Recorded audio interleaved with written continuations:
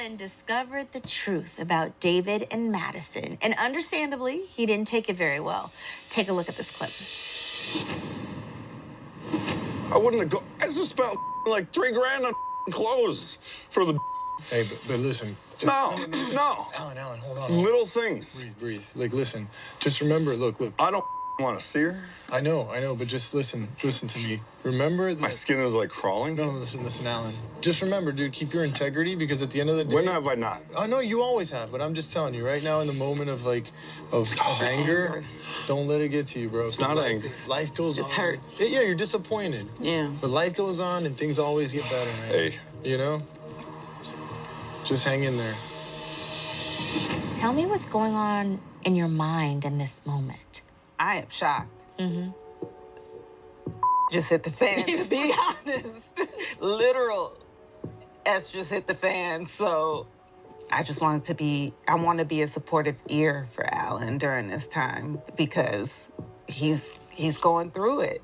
Yeah, I mean, I've been blessed with a good bit of therapy prior to being on this experience, and that was just kind of like trying to coach him through all the things that I have learned in the past couple of years of work.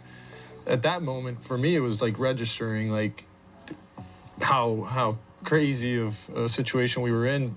You know, the work that he'd been trying to put in. I mean, he was doing everything. Like, he was getting ready to do the Invisalign, like the clothes. He got a stylist. I mean, he was going to bat for Madison. He was doing everything possible to make that work. Yeah.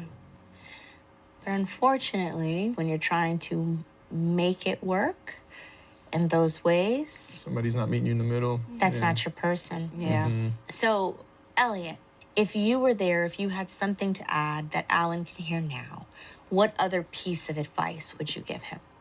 I mean, I think it's so hard to hear something in that moment when all you feel is pain. And they articulated exactly what I think he needed in that moment, given his bit of escalation. You know, the kicking of the cabinets or the punching, you know, like, it can escalate. It could have gone somewhere else. Yeah. Sure, but he had you guys that, and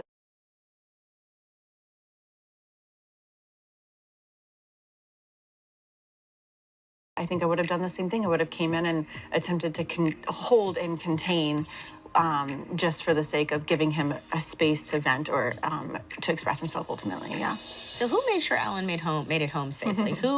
Did Alan call anyone to say that I've made it safely? You know what I mean? Yeah, we checked in that night, and then we also they checked in the morning, then he came and picked up his car. So. Okay. Well, I know that my heart breaks for both Alan and Michelle, and it is so unfortunate how things turned out. That is all that we have time for tonight, but before we go, here's a preview of what happens next week on a brand new episode of Married at First Sight.